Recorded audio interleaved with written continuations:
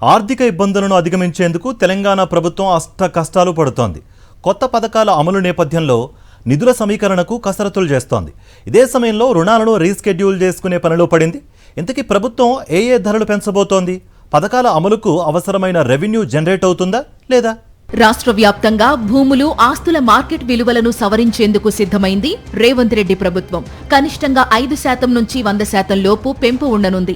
సగటున 50% వరకు విలువలు పెరగనున్నట్లు తెలుస్తోంది. మార్కెట్ పరిస్థితులు, ప్రాంతాల వారీగా ఉన్న డిమాండ్ ఆధారంగా కొత్త విలువలను నిర్ణయిస్తున్నారు. పట్టణ ప్రాంతాల్లో అపార్ట్మెంట్ల చదరపు అడుగు కనీస ధరను 2,500గా ఖరారు చేయగా, వ్యవసాయ భూముల కనీస ధరను ఎకరానికి 2.25 లక్షల నుంచి 4.5 లక్షలకు పెంచే ప్రతిపాదనలు సిద్ధమయ్యాయి.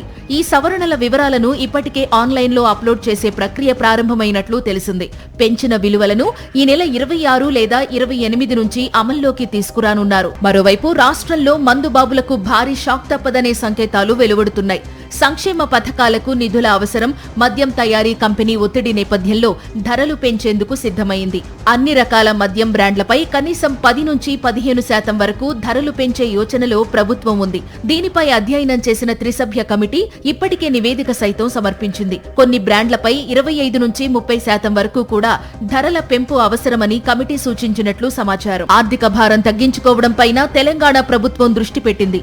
సుమారు 25,000 కోట్ల రుణాలను దీర్ఘకాలిక చెల్లింపుల కింద రీషెడ్యూల్ చేయాలని ఆర్థిక శాఖకు మరోసారి ప్రతిపాదనలు పంపింది. దీనిపై కేంద్రం సైతం సానుకూలంగా స్పందించినట్లు అధికార వర్గాలు చెబుతున్నాయి. ఇది అమల్లోకి వస్తే రాష్ట్ర ప్రభుత్వంపై ఏటా సుమారు 2,500 కోట్ల వరకు భారం తగ్గే అవకాశం ఉంది. ముఖ్యంగా Kaleshwaram project, mission Bhagiratha, road corporation కు సంబంధించిన అధిక వడ్డీ రుణాలను తక్కువ వడ్డీతో దీర్ఘకాలికంగా మార్చే యత్నాలు జరుగుతున్నాయి. రాష్ట్ర అవతరణ దినోత్సవం సందర్భంగా పలు పథకాలను ప్రకటించనుంది ప్రభుత్వం. వీటి అమలు కోసం అన్ని రకాల ప్రయత్నాలు చేస్తూ నిధుల సమీకరణకు కసరత్తు చేస్తోంది.